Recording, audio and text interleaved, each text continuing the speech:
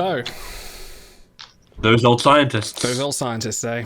Welcome. Wait, hold on. Someone's got to say something funny before we back it up. Rewind. Okay, rewind. Start again. Back it up. Let's just face it. Whatever you guys say that's funny is not going to be half as funny as the shit in this episode. So, welcome to Star Trek, the our continuing review of ongoing Star Trek episodes. We have here with possibly a monumental moment in Star Trek. Those old scientists from Strange New Worlds second season. This episode bringing together the cast of Lower Decks with the cast of Strange New Worlds, which when it was announced, everyone just went, what? How? And why? And will it then followed by then, will it work? And holy shoot, it does. I don't even know where to begin. Go on. I'd like to say for the record that I was 100% wrong because I was not looking forward to this. They said it was going to happen. I'm like, that's going to be rough. How are you going to meld it? It's probably going to have a lot of like forced jokes or weird canon breaking thing.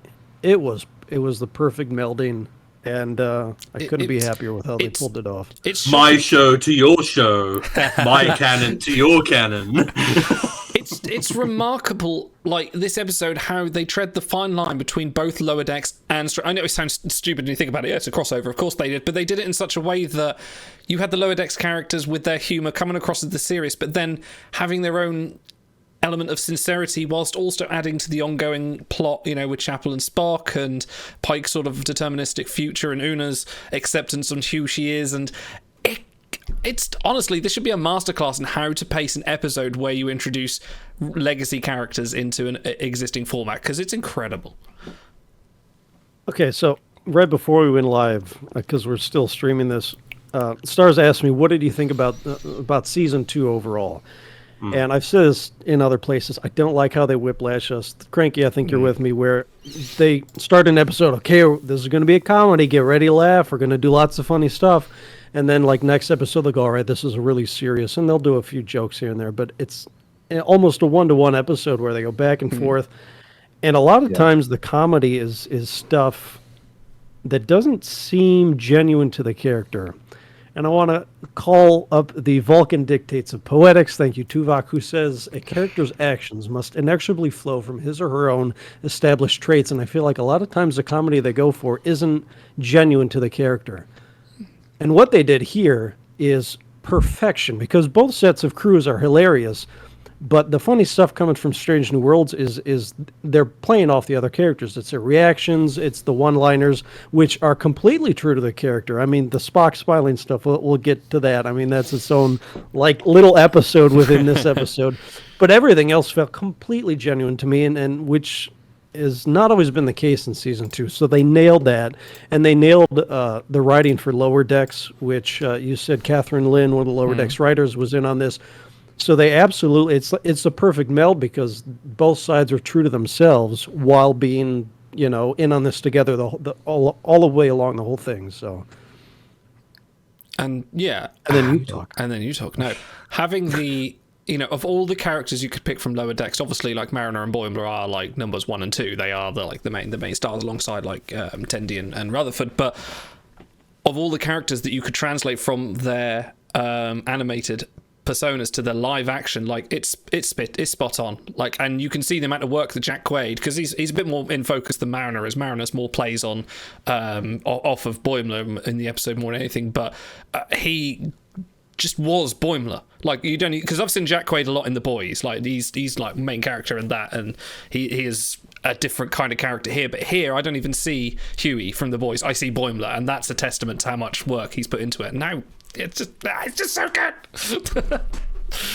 Yeah, it's one of those things where a crossover, I feel like, often lives or dies not so much on the plot or on, like, you know, or even necessarily on the character interactions, because you always want to see those, but more on, like, how firmly does it, like, sit on either side of the crossover. Like, you know, if you think of, say, like Marvel and DC when they did their crossover, it's like, okay, who's getting the preferential treatment here? Who do you feel like is being favored by the writer? And that can often taint it, because it's like, well, if I go one way or the other. And then here, it's like, no, this is a perfect melding. There is literally just inexorable flow. Like, every aspect of both shows is completely perfectly represented. And all the stuff that was animated has been completely perfectly translated over, and all the stuff that was live action is also perfectly like everyone in the end credit scene. Just you look at it and you know instantly who it is. Like Spock looks like a very, very lower deck style Vulcan, but it's also like you take one look at nah, Spock. I know instantly who that is. Like, it's just such a good conversation about what Star Trek should be happening inside the episode, and it comes to a very satisfying conclusion for me. The thing that's great about this is when they 2D eyes the Strange New Worlds characters, they could have just done that and had him be goofy, and it would have been funny. It would have been a great cap, but they actually fucking somehow made it make sense. Like, have you ever had Orion Delok? Do you know what it does to your perceptual filter? Like, they really could have thought that they were in 2D talking to each other. That just made sense. And then when you had the characters, lower decks characters live action, they didn't sacrifice any part of themselves. You had Boimler, Jack Quaid, round of applause, him doing all the screams, all the yelps, all the jumping, that fucking power walk with the power hips, all that. Just like, I can't even get over that yet. And I've watched it, so many times. They don't compromise, which is, what's great. Like you said, they're not favoring one or the other. Obviously, most of it's live action because it is a Strange New Worlds episode, but they gave so much to both sides. It's like it really felt like a collaborative effort. Cranky, what do you think? That was all right. I can take it or leave it. Cranky's seen better. Yeah, it's all right. No, I agree. I think with pretty much everything that you guys have said, it's just outstanding. It's perfect. I also have to. The mix of it is perfect. The actors and the way it's just perfect. Good. It's good. I have to also give them credit. They managed to give a little bit of character development or like a significant scene to every single Strange New Worlds character. Like even Pelia, who like you would have kind of been like, you can kind of you could have been very easy to fob her off, but like no, I'm going to give you a really nice heartfelt moment where she actually gets to inspire Boimler and give him advice that is really good for Boimler. Actually, it's like you get that kind of Guinan-esque. No, I see the truth of your situation, and I'm going to give you exactly the advice you need right now, because you're standing around all these people that you want to be, or pretend to be the man that you want to be, and eventually you'll become him. It's like that's perfect advice. Like, and that is something that is of the Strange New Worlds cast. That's the kind of she's the only one who could really give him that perspective. And it's such a healthy thing for his character that I could absolutely see it playing into season 4 if they decide, because we already know they referenced this episode in season 4, so like it's fully canon to both. I'd be curious to see just like how this massively advanced everyone in Strange New Worlds' character arcs, especially for like Spock and Chapel. But like, I'd be curious to know if it gives Mariner and Boimler stuff to grow from as well. I'd be really curious to see if that has an effect on their characters. So here's the thing about Pelia is I've said I don't like. I probably said it wrong in the past. I don't like the character. I do like the character. The voice is what takes me out of it. As soon as she starts talking, I think, oh, right, I'm watching actors do an episode, which, I really like to get sucked in. But the character, and for her sake, I hope someday we can rise above going, all right, she's the Guinan of the group.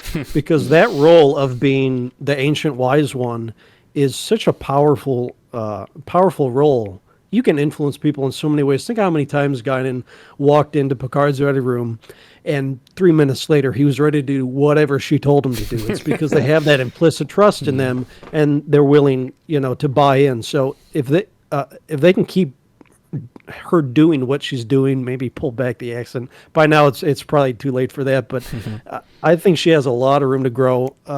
We all loved Hemmer, but her position in the crew right now has limitless potential. No, this is the Defense of the Dark Engineering post. It's going to be rotated every season. Well, we don't do that, but well, I wouldn't mind. I would like to see Pelia hang around for another season or two. Like, I hope we don't. I don't want to kill everyone a single season, but I wouldn't mind. We got to get the Scotty at some point, I suppose. So they'll bring in Eugene Cordero in season 3. Oh my God, yes! Can you imagine? It was my great great-grandfather was totally on the Enterprise. Don't worry about it. I wouldn't even question it. But you know what? Fine. Yeah, it's me. It's so cool, you guys. Like, man. And it's like you said, there's some great character development for all of the SNW crew. Pike had a nice little moment where he was talking about his father. Una had the nice little moment when she learns she becomes the poster girl for Starfleet. Big moment for her. Uhura had a nice little moment where she finds out she's going to go on to do great things when they were in her quarters. But also getting to learning to live everyone. up, yeah. Yeah. It was nice that everyone got a little moment. I think Ortegas maybe is the only one who didn't really get a moment. She had a few little bits there. No character development, but Well, she had a we fair get to bit see of her time. have a. Yeah. She got like to influence Uhura and like you be like kind of like I'm gonna try and push you to be the free spirit that you need to be. Yeah. She did give us the line, "You are a good bad influence," Yeah. which is she sounded like that should really be knitted. menacing. She said, like, you're a really good bad influence. Like she's like, she had too much to lack. But I also have to give it up. I really enjoy the fact that the whole thing with Pike and his father is playing off kind of a throwaway line from Discovery season 2. It's actually from New Eden, Auto, which I know is one of your like favorite episodes from Discovery. Because he mentions that his father, like, I know, right? Because he talks about his father teaching comparative religion and how, like, you know, there was a lot of like arguing going on in that household and we didn't always agree. And like playing off of this and finding out what that relationship looked like at the end is like they kind of adds even more dimension to Pike. And it's like we've had so much Pike development. That you're like, I feel like I know this character. But it's like, man, that really kind of adds an edge to it. And there's something about the concept of eventually becoming older than your parents ever were. That's a human thing that you never realize it until it comes. And I have to give them credit. There's something they do in Star Trek Beyond as well, because Kirk and McCoy talk about this in relation to George Kirk, and that's a great scene for that movie. That was the kind of movie that sold me. Yeah, this Kelvin verse thing is going to be very different to the other ones. It's actually going to be interested in the characters and what age means to them. Like age is such a big theme in Star Trek, especially like Wrath of Khan goes on about it all the time. I also really appreciated that Lon like got an emotional, fulfilling, touch back on the whole thing with Kirk, because this is almost a perfect sequel to Episode 6, like the whole Uhura and Kirk coming on. It feels like this is a very natural flow out of that, and I feel like it's going to get paid off in Episode 9 because we have inklings of a Kirk-Lon romance. And it astounds me that something that could have just been like a 40-minute fuck around with like jokes is actually really integral in terms of plot and character development. Crazy, and it still had tons of jokes, which is the crazy thing. Yeah. Probably more actually development in this episode than any other in the season. Depends. I think because the other episodes were more single for character everyone, focused. Yeah. Well, Yeah, for a single, but I mean, more That's an people got ensemble in on piece, this yeah. one. If I can back up a second, I don't know if it's because I am male, but something about the father-son relationship that just in Star Trek it always clicks with me. I can't even count how many times I've cried during The Visitor and Jake and his father, and that whole dynamic through the whole series was fantastic. But whenever they do father-son stuff, I might cry again. When we were watching this, I teared up at that line with, and it's coming from Boimler of all people, where he's like, what if one day, how many people wish they had one more day with you? And it's so good. Yeah. It is, and it's not to say that it's weird coming from Boimler, because Boimler's had some weirdly prominent speeches in Lower Decks where he's sort of come through as the rational person despite his inexperience, but here it just felt like more of a growing point for him, which was quite nice. Well, because that's the thing with Boimler is that, like, even though he can be a massive screw up and he's like a mess of insecurities and allergies and like he doesn't know, he knows manuals, he doesn't know real raw experience. But the most important thing is that he believes. He believes in the goodness of what he's doing, and he has a good heart, and he has good morals, and he thinks about others before himself. Like I think that's seeing just such a strong, good character trait. And Pike, That's Starfleet, baby. that's Starfleet, and that's why Pike gives him so much leeway, because he sees that there's a good kid and he just needs to grow. I think like seeing, because you see Boimler in animation and you think like, okay, he's more of a character there, but I think like for the character of Boimler, seeing him in live action, that bit when he's in the shuttle bay and he's giving that speech to Marin's like, I just want to do some good. I just want to fuck the Prime Direct or the Temporal Prime Directive. I just want to help people, and that was like an earnest moment rather than people just saying we do it because we're Starfleet, and everyone goes hey, and then it goes on. This felt a bit more earned. And he's Red sort of Squad. sort of giving up on getting back home as well. He's like, well, fuck Yeah, that. Let's yeah. not bother. Who cares? Let's just do some good while we're here. Do what we can. Absolutely. Yeah. And it's like you even get more development with Boimler and Mariner's relationship, was one of the best things about Lower Decks, is just slowly seeing those two become the best of friends. And it's like I'm a sucker for the opposites, like becoming best friends. I think I kind of hope they never become romantic. I don't think I could ever see that. No. Definitely not. But it's just like the way that she was so proud of him in that shuttle bay. Like that shuttle scene is just perfection. Like the way that it's just effortlessly just like shrinks back from joke to character development to really deep heartfelt moment of joke, and it's just like the flow in this episode is kind of ungodly good. Like you're never bored. I've only just noticed that Stars and Idol are wearing the same shirt. Are we? I'm wearing a fleece. It's a fleece, yeah. This is more okay. just a kind of short sleeve wonder. The sort of the dark and the checkered. Take it off, Well, baby. one of us is going to have a change. Oh, he just blinded me for a second there. Oh no, we just got banned on Twitch for revealing too much nudity. What was I going to say? I have to will point out. say, There you go. just to speaking to the flow, Idle, you had the little timer count at the bottom of when we were doing the watch along, and I was counting in seconds. It was just about 1 minute from the time we were laughing to me crying about that pike line. Like, but you don't feel like it's like they're jerking you around. It just felt natural the whole time. The writing was outstanding. I think that's a lot of the lower decks. Lower decks can bring you up, bring you back down, and it's all over the place. Yeah, and that's in it 20 works. minutes. And That's it a works lot so shorter. well. Yeah. Yeah. Whereas like you said earlier on, Strange New Worlds, they kind of do it episode, but they'll bring you up one episode and then bring you back down the next episode. I also want to give a shout out. Man, the fucking Lower Decks uniforms look so good in live action. Oh my god. They look so clean and fresh and like properly The boots as tailored, well. and they look comfortable. The boots have the the boots soles as well with the Starfleet Delta on it. It's crazy. Yeah. So It's like, cool. you look at that design in animation, and you're like, I don't know if that would work in live action. You see, like, okay, no, yeah, fuck me, yeah, that's great. It's like these costume I designers know want what they're that doing. line a little bit higher. That's all. Yeah. Like, I think You want the high pants waist. I think they struggle a little bit with it because of the proportions of the characters in Strange Yeah, New Jack in Wade Lower is Decks. tall. They're a little bit Yeah. off. Yeah. They're not Yeah. human proportions. They're cartoon proportions. Yeah. But they've got to kind of make that work as best they can. But they did it, like you say, attention to detail, really good. Yeah, no, it was all there, and I also really appreciate what they did for the Orions in this episode. Like, Yeah. you know, like we've been talking. I know there's been a few rumblings about how Strange New Worlds, how many of them are strange, how many of them are new, and how many other worlds that are both strange and new. And it's like, while the Orions are very, very familiar, I think you also said like this is some of the most insight we've ever gotten into them as a species in 60 years. Like literally, Vina appears as an Orion slave girl in the very first episode of Star Trek ever, and it feels like it's taking until now with Lower Decks and Discovery and Strange New Worlds to dig into it and go, let's examine that. Like, what does that do to a culture to be perpetually seen as criminals, and like, what does it do to your self-worth to know that it's a little bit like the Klingon problem. Like, who cares about a Klingon scientist or a Klingon lawyer? well, for 40 years, they were just sex slaves. And then for another 20 years, they were just pirates. And so now with the new Trek, it's so easy to make a species a monolith because you need episodes and you need budget and you need time to pull apart all the different layers. And so that's, Klingons got that treatment for a long time. They're the bad guys and they're angry and there's honor. But then Worf started to open that up and we got all sorts of episodes about, actually they're nuanced. Some of them are scientists. Some of them really are fucking scummy Romulan sympathizer.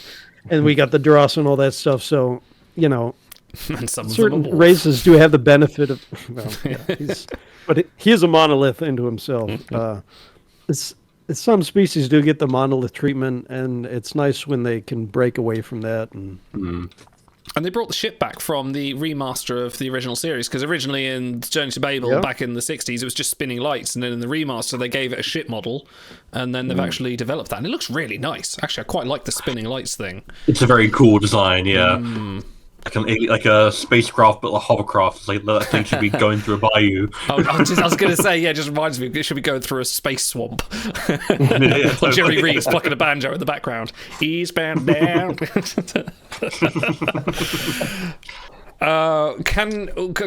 talk about some of the funny moments, because I would just like to give props for the characterization of Pike. He is absolutely solid, absolutely infallible until you compliment him. As soon as you throw him a compliment, he just kind of goes like, ooh, It's talking about me. But, Okay, whatever you want. Captain. Whatever you want. Yeah. Okay, I guess.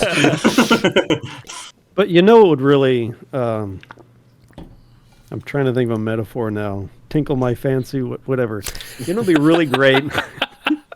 Look, I'm all over the place right now. Just You're roll with it. exhausted from It'd all be those great. limericks. Yes, as if they could actually exploit that at some point in the future. Because now, like, that's canon. Like, they've shown that a couple times on screen. If they can actually get some bad guy to exploit that, maybe a femme fatale, Yeah. and get the drop on him some way, just They by flattering kind him, of that would did be in kinda season cool. 1 with the child murder episode, but it didn't really Yeah. didn't work quite. Well, yeah, but that was a little more. That was more like mutual relationship type, yeah, it's a different thing. which we did get to see Anson Mount shirtless in, and he's got an 8-pack. So I heard he shredded. Okay, I just got to give up. Like freaking Mariner, like talking about young hot Spock. It's just like, Tony it's Newsom like that's earned that actually. role. Oh yeah. That's what you should use to sell like Strange New Worlds. Like you just have like that as the opener, and just like all the times that Spock is hot on Strange New Worlds, you're like, oh, but you know, that is canon. Jadzia Dax. Yeah. You know? Yeah. Oh, yeah. true, actually, yeah, And the yeah, other no. counterpart episode, Trials and Tribulations, which is pretty much this episode, but back in the 90s, really. They are similar kind of format.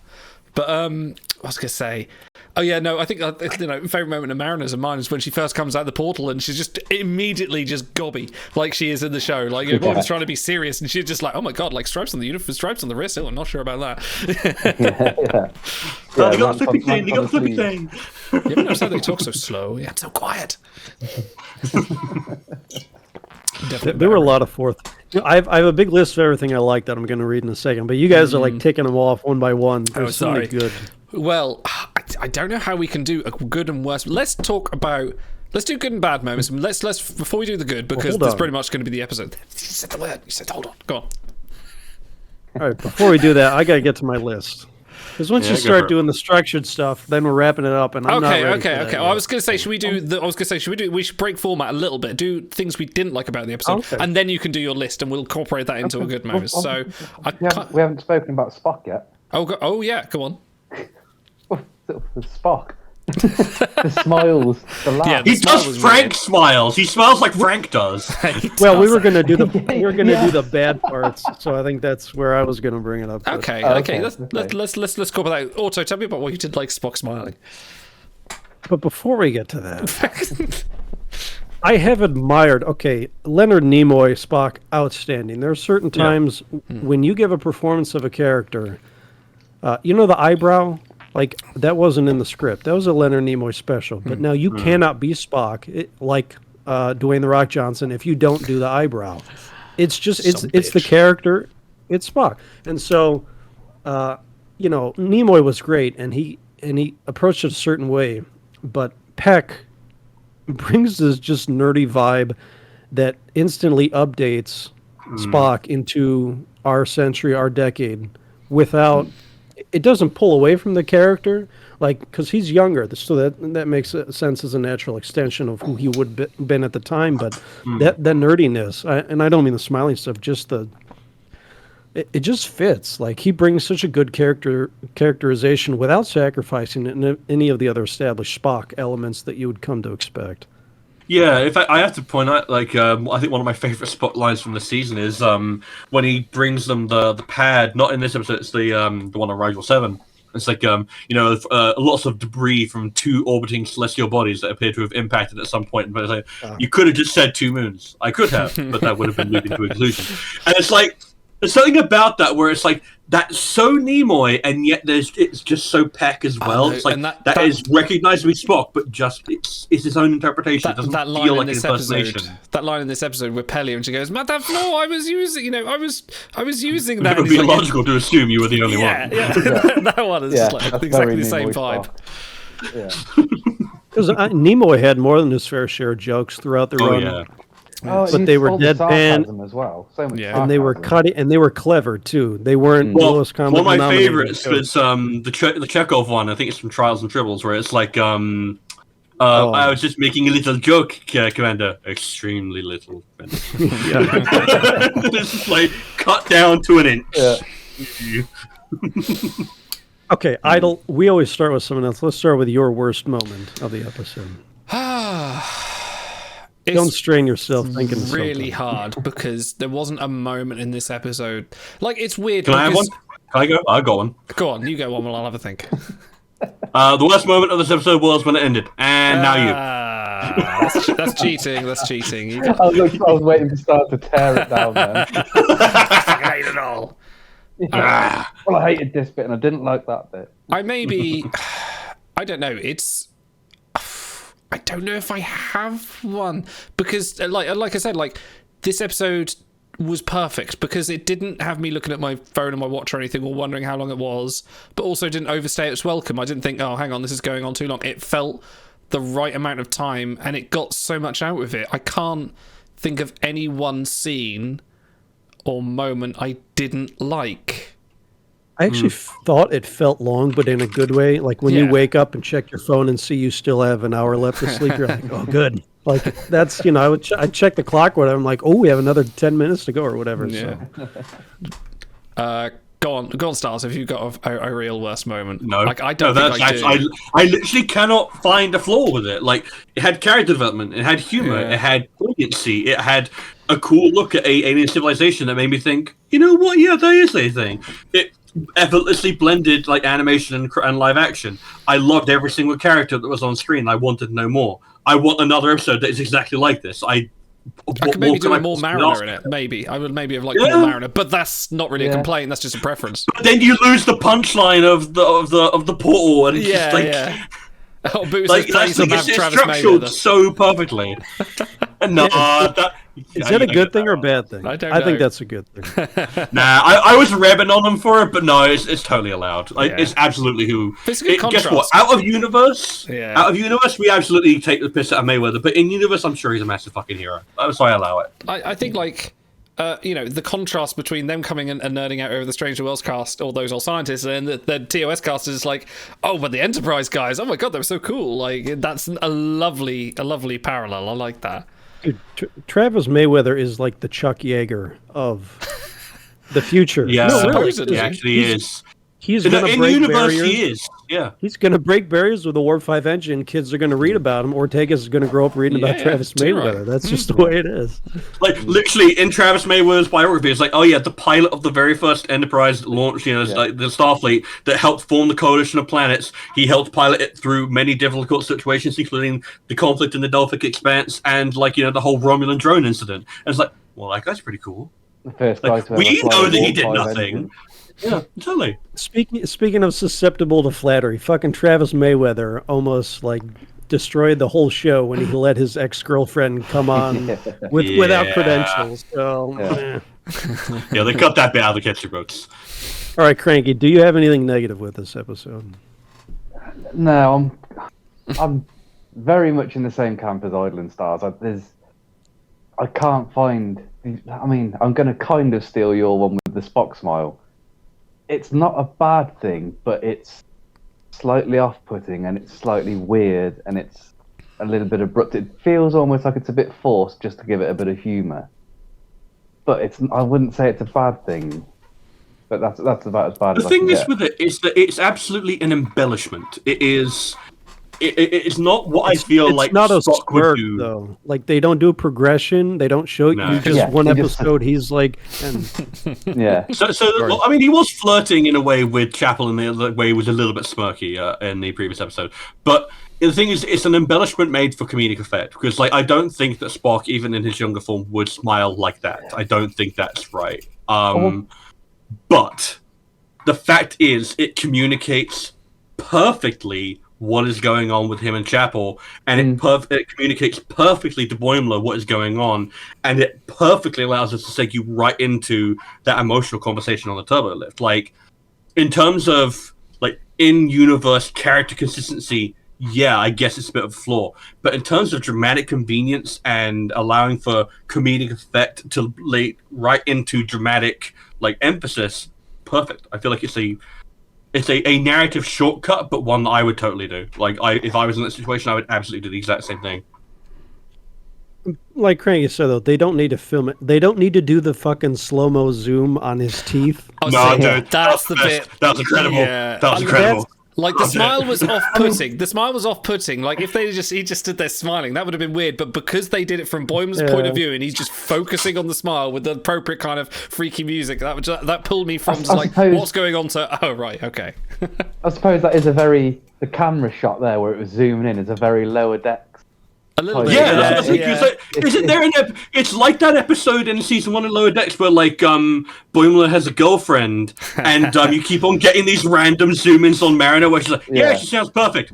Too perfect. Yeah. Like, it's exactly like that. And it's like that's why it gets a pass for me, because that's the Lower Decks seeping in a little bit. So yeah, they do establish that implicitly in previous episodes with Chapel, where she says, like when she's talking to Yellow, the Kirkovian, and she says, sure, he's easier to talk to and communicate with now, but he's not the man that I fell in love with.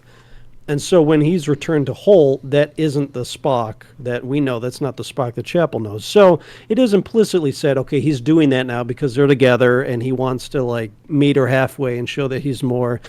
But then that conversation with Boimler, where that's going to be in one of my best ofs, where he figures all that shit out with impeccable Vulcan logic, and he says, "Okay, I realize at some point then I'm going to have to not do that." So if they pay this off in the future, with like Chapel and him splitting and him going deep dive Vulcan, kind of like he did after he was revived, I guess. In the movies, like then okay, if they pay it off, then I'm kind of cool with it, even though it was egregiously filmed for comedic effect. So we're all grasping at straws to find a negative thing, and that was really the only thing in the whole 56 minutes where I'm like, ooh, I could leave that. Okay, let's bite the bullet. Let's do it. Let's bring off the list. Otto, what were your best moments? I'll go in chronological order. The Strange New Worlds. The Lower Decks prologue and epilogue, that really helped mesh it into like a true crossover that they did the animation. The Lower Decks character dialogue was very true. Again, we'll shout out Catherine Lynn. Like every line was just, all the live action lines, you could tell they were done by someone who really knew the characters. The Enterprise references, and we'll get later to all the other references, the NX, Mayweather, etc.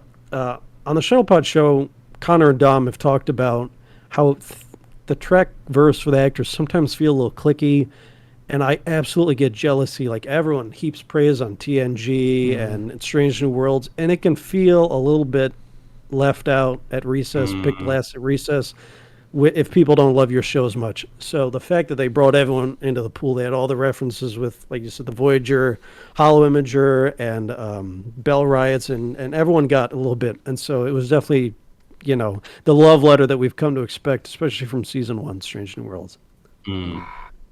The animated intro. Like you said, yes.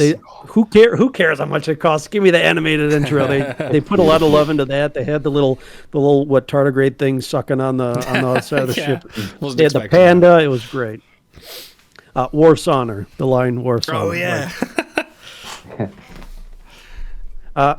When Boimler first steps on the bridge, they do this great shaky cam point of view with him, like because you can tell his knees are about to give out. He's on the bridge of the Enterprise, which he's always wanted. So the point of view from that was really great, and that conveyed a lot. Like you mentioned, the Orion ship redo from Journey to Babel, another great nod. The line from Pike, dude, Pike was fucking. We all love Pike. We all love Anson Mount. Somehow, he was almost equal to Boimler in the heart of this episode. He gets this line when he's talking to Una. He said, Boimler was so excited to see me. For a second, I felt like my future's not so bad. And I'm like, oh, buddy, I feel so bad for you. That was such a good line.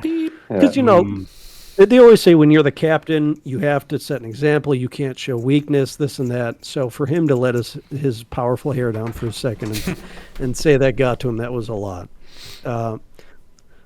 The fresh take on everyone turn around, no one look while I violate the Prime Directive. Like, we'll just get away with that. It's okay. That was great. Yeah, that's sweet. All fourth wall jokes. Boimler, I thought the span of the room meant you couldn't hear me from back here. my Like, god! how big are stop laughing on the that new one. ship designs are so big. That was, that's a great one. Like jetpacks, but smaller. I think Ortega says where technology just keeps shrinking. When Una says, "Have you noticed how the references are really specific?" Yeah, it's a nod to Lower Decks because that's all they do is they pop fans with the really niche stuff. We've shouted them out so many times, but whoever does, is it what Giacchino's protege? What's her name? Nami Melamed. Nami Melamad, yes. Okay. Really the right. the remixes are always on point. Like they've done Well, it's Undiscovered TOS fight Country. music as well, yeah. right. It's Five Music. They did Undiscovered Country Battle remix. They've done like Klingon remix, and then in this one, obviously they did some sprinkling of bars from Lower Decks theme, and it was on point as always. The Boimler Power Walk, which I think that's my singular. I mean, there's no, it can't be the best. There's too many good best moments, but that was that'll stick with me forever. That's so good. The line "You're a good bad influence." Like, if we don't start using that in our daily lives. Spock's impeccable breakdown, logical breakdown from a secondhand account of a conversation that someone he's never met had with his girlfriend. This was such a quintessential Spock moment. He's able Sherlock Holmes Spock, yeah. able to perfectly surmise everything that has happened, will happen, but yet he's also smart enough to know he has to stay true to his current path, he says, and let it sort itself out. It's just like, it's so smart. Like, that happened. I'm like, whoa, Spock is so much smarter than me. I can't, I love watching him. Stars, you called out when they're in the shuttlecraft, they had kind of a Trelane thing going on back there. Instead of Q, that's a great smart fan thing because John Delancey has said they drew a lot of inspiration for Q from Trelane, so that's a good line.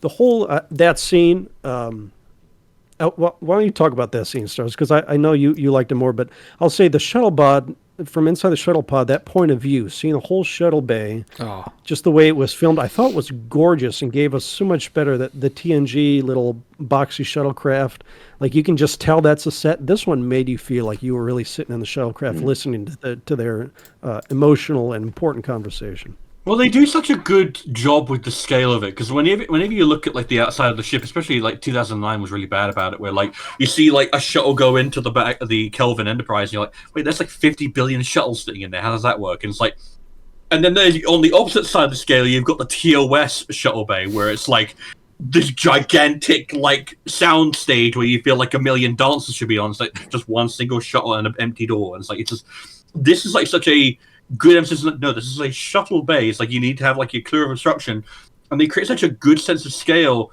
And Frakes' like directorial choices are just so good, where it draws you right into the intimacy of the moment, and it feels a little bit like not like claustrophobic, but just like not almost comfortable, but I guess intimate. I suppose would be the word for it. It's like this intimate moment between Boimler and Mariner, where they basically get to bare their hearts to each other, and it's like. It feels like it almost had to take place in the shuttlecraft in this like small space where you have to be honest with each other almost. Like, I like that like shuttles are becoming, especially as the Strange New World shuttle set is just so everything. I want to touch everything in there. It's just so well detailed and such a good update on the TOS. But it feels like a functional workspace. I feel like it actually work in there because it's not a cramped little like those little shitty ones with like the little like pointy nacelles that they had. The one that like. Picard's duplicate was in Times Square. You're like, that's not. No one lives in that. No one can possibly work in that. I've got one of those exactly. Up there. I hate those things. Hate them. But like this, I could see myself doing an actual long form mission on it. And it's just like that conversation is just so heartfelt and so important and true to the characters. Like just everything about it was just so well done. Another fourth wall breaking line. Have you noticed how slow they talk and how quiet? Like, that has long been one of my Lower Decks complaints. It gets a little too frenetic at times. So for them to just come out and say it as the characters, that was hilarious. The scene in Pike's quarters, starting with the flattery, Anson Mount, fantastic as always with the little expressions, and then take you from busting a gut to tearing up 60 seconds later was so good. That line is my favorite. I said as soon as he said that line, I'm like, all right, this is the best episode of Strange New Worlds I've ever seen. And it's so, if you're not here one day, how many people will wish they had one more day with you? Is such, every dad knows exactly what that feels like, because we all have, I say that like I'm a dad, sorry. All dads have other responsibilities that they have to do, but one day their little ones are going to wish they had one more day with him. So perfect. When they find the, what was it called? Oronite or whatever that. Heronium. Heronium, yeah. Heronium, thank you. They're like cooking it in a microwave, and it fucking ding. You hear this little microwave ding. It's like, that's such a Lower Decks little sound effect to throw in there, but it was great. The transporter scene near the end, they gave a meaty bit to Una. She got to learn that her courtroom scene wasn't just a one-off episode. It rippled throughout time. And they give her the, you still have to be the first officer thing. Well, even though you violated the temporal prime directive. And then she turns on and winks at Boimler's hog heaven. First, she winks at him, and then the live long and prosper from Spock. And his response is just like one thing after another.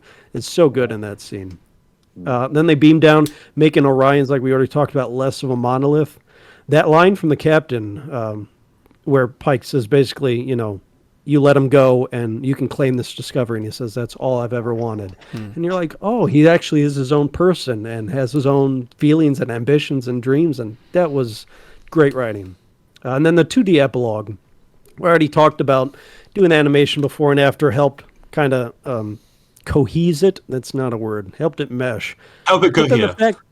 Thank you. But then the fact that they actually made it make sense, like, because they mention in story, why do you look 2D? Oh, it's it must be the Orion drink. Like, they still managed to keep it make sense. And then Spock's, my arm doesn't, the wacky waving inflatable arm flailing tube, man, of Spock. Wacky That's waving so inflatable good, tube Spock. I would buy one of those and put outside my house.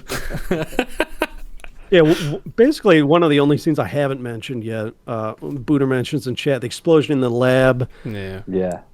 The funny framing with them like both looking out from the side, and shit, I'll even throw in Pelia, because they gave everybody something great. So just awesome.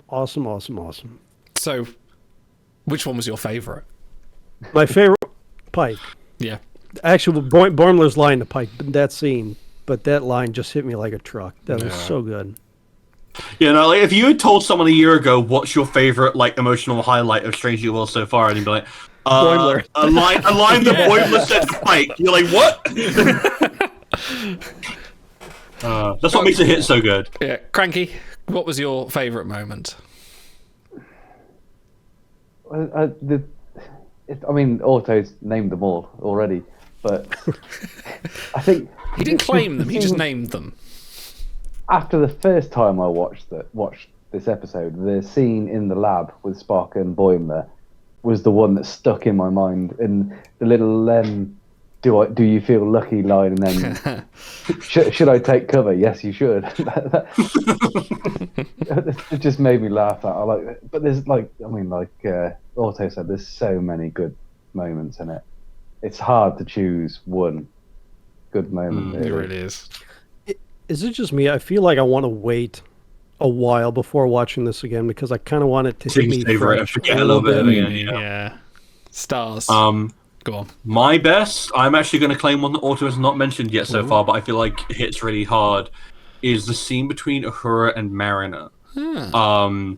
Because I feel like that has an extra metatextual thing of, guess what, Uhura is really fucking important in the history of sci-fi, just in the history of television, in a way. And to see Mariner and to see like Tawny Newsome kind of get to talk about that, because she's a massive Trek nerd as well, and like that was a massive inspiration for her, and for Whoopi Goldberg before her, and for Mae Jemison before her. Like this is such a important legacy character to handle just right. And it would have been really easy for it to just been like, no, I appreciate you for like the free loving, like a happy adventure, whoever. But also like, no, you were genuinely like an inspiration for people. You pushed them to be better than they are, and it's like, it's a lot to put on Uhura, who is like dealing with so much at this point in her life, but also learning, I get to be fun in the future. People remember me for being fun. And that's such a good thing to be remembered for. Like, you can be remembered for being inspiring. You can be remembered for being charismatic. You can be remembered for, being a dab-handed dom jot or whatever. But if people remember you as fun, they're gonna remember you forever. Dom jot. Dom jot. But like, being remembered as fun is such a good legacy, and it's really important for her hero to hear right now. I love that scene. I haven't talked enough, so let me piggyback on that. I said it earlier, but no, I appreciate you guys letting me wax poetic. I love how they've characterized Uhura throughout this whole run, where they've kind of got to pull her out of her shell, and that she is a bookworm, and that she's professional, because she is that is her character before Strange New Worlds. What we know of her is she is a consummate pro. And, she has her moments like Mr. Adventure in the search for Spock and stuff like that, where she can't let her hair down, but she is a pro, and she's fucking good at her job. And, in a lot of new Trek, I have personally bashed for, guys, can we be a little bit professional when we're driving this quadrillion-dollar starship? She is one of those. And so I feel like in the current climate, that makes her stand out even more. So obviously we're getting to see her let her hair down too, but just the characterization really rings true for me from what we know from previous canon. All right, Idle, you're up. So I'm going to claim 2 because there's such an claim as many as you want. I will, and both of them. I've got a second one. If you don't claim it, I'll claim it after. Okay. Well, I've got 2, and you haven't actually mentioned them either, Otto. So the first one is right at the start of the episode with the lower decks bit, and Boimler's, they're talking about the thing, and he goes, "But we go see the portal and take portal readings and do portal related things." And that whole exchange is just like, there's no technology. It's like, it's a portal thing. It's portal. I'm so excited. I really love that moment. It's just like, it's a very lower decks thing, and yeah, it's good. That's a very Idle thing too. I can see. The second one was in the conference room up at the end when Mariner and Boimler are bickering whilst they're talking. Boimler turns around and goes, "I have a limerick," and Una turns around and goes, "Or you could get to the fucking point." I love that. You have to do limerick. Yeah, and you also, and you also get. But Lon getting excited for the grappler. Yeah, that's exactly what I was going to say next. I love grapplers. Like, but the way she deadpans instantly I the love massive- grapplers, and you're just like, oh shit. Okay. it's like, I feel like she should have met Boimler's eyes, and then they should have had a moment of falling in love. Like, you understand my love of grapplers. Is this what it feels like when doves cry? Dude, my count might be off, but I remember Lon getting excited for 3 things: strawberries, Jim Kirk, and the grappler. Yeah. Wow, that's a messed up childhood you've had right there. Chat asks, are Idle and Boimler the same person? Yes, they are. For the most part, I can't scream as well as Boimler can. The purple hair is just a wig. Yeah. I just put it on at the weekends. I do get very excited for portals. All right. I guess Auto would be Mariner. Cranky, you're probably Rutherford. That would make me Tendy, I guess. Yeah. Fit in since I'm an engineer. I might be Shax. Yeah. All right, Idle. This time you got to kick it off. Oh, well, Cranky had a second one. Oh, that's didn't he? true. What was your second one? Well, my second one was going to be the in the transport room at the end with Una, where she gets her little moment. That was the second scene that stuck out in my mind after my first watch. And I sort of went, I got close to sort of tearing up at that part. It was quite nice. Is it less creepy, as creepy, or more creepy that he was as invested in her as the Starfleet promotion pinup girl instead of how beautiful she is? Yeah.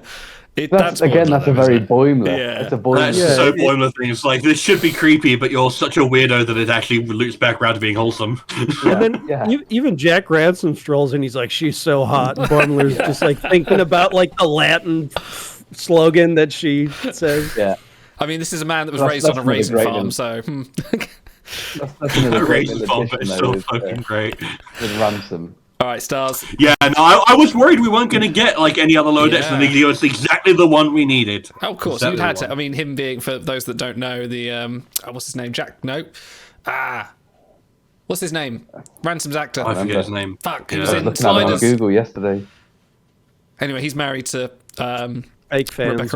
Rebecca Romaine. Jerry O'Connell. Jerry that's what O'Connell, it was, thank yes. you, Boot. It's Jerry O'Connell. Jerry. Okay. Jerry Oh, Maguire. thank you, Cranky. All right, Stars, give me your rating criteria for this monumental episode of Strange New Worlds. Gentlemen, how many fissile isotopes separated at high speeds out of 10 would you like to give this episode? Fissile isotopes, what? We're Outside ending with a speed? bang, huh? Damn right. Separated at high speeds out of Separated. 10. At high speeds. Okay. Auto. Idle. Oh, okay. Idle.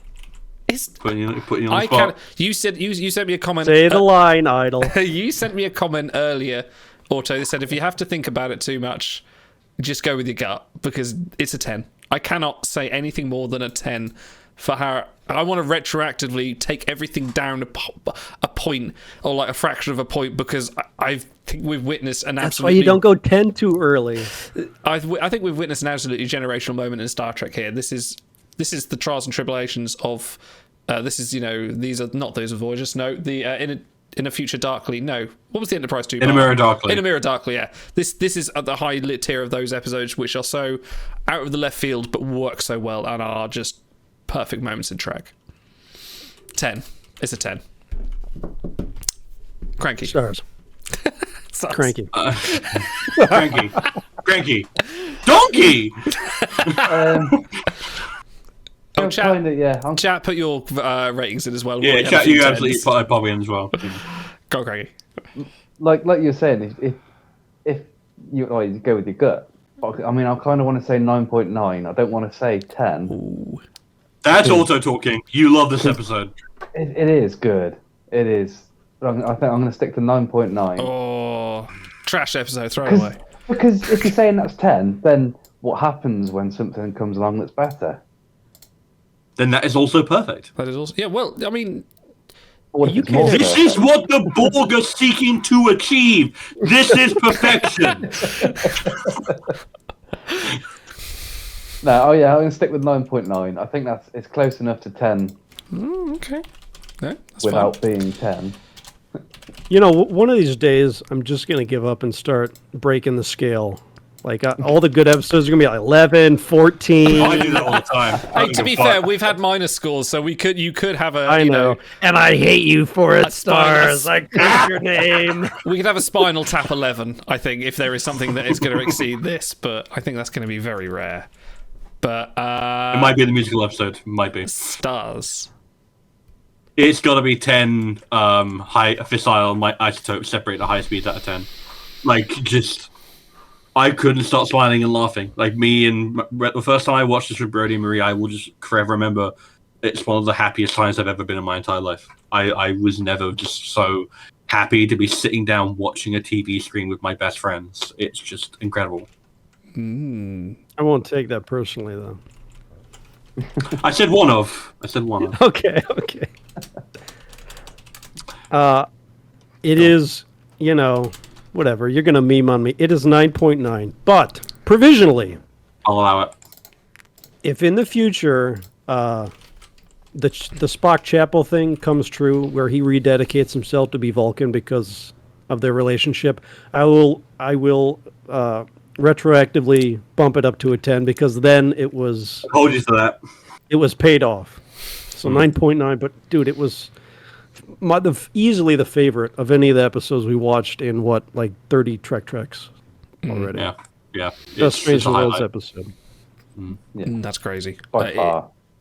It's a moment. It's a moment in time, and we were there. It was so good and very unexpected for Paramount to drop it when the same time as Comic-Con, so spoilers didn't get out, and also just to release it as an event.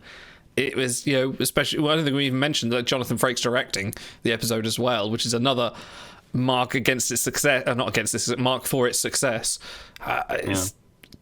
I'm out of words. We have used all the words we can use for this episode, I think. Are there any more words? Why are they speaking so quietly? Why is the koala smiling? What does he know? What does he know? Okay. We will be back very soon. Keep an eye on our schedule on the Discord and also on the live schedule on the YouTube page as well. And all those things. Otto's shaking his head because he cannot believe what good content we have coming up. I'm disappointed that it wasn't Boimler Power Walks out of 10 because that image will stick Too with easy. me forever. Too easy. I It know, always has to but be it was- obscure. We'll save that for when we do Lower Decks. You don't pick like Orion Slave Girls out of 10 for the Cage. You pick Telosian Illusions of a Horse Named Tango because that's what the rating should be. To be fair, it was like a fraction of a second that his power walk happened. I still think my favourite one from this from this season was your one, which was Pike's incredible horticultural menageries from his plant horticultural thingy. His what do they call it? Where they it's just a herb garden, I guess. Yeah, stacked. Yeah. What was it Kess was working on in Voyager? The hydroponics. Hydroponics. Yeah. All right. Let's keep patting ourselves on the back as we fade to black. We're so good. Anyway, great episode. We'll see you soon. Keep it on our Discord, follow us on Twitter, subscribe on like and all the things you do that make us sound good. Please help us get to 1,000 subscribers so we can start putting more money into charity because we're cool like that. Live long. And you live long thing. And live prosper thing. Stuff. Bye. Bye. Oh, Don't you give me that sarcastic Vulcan salute.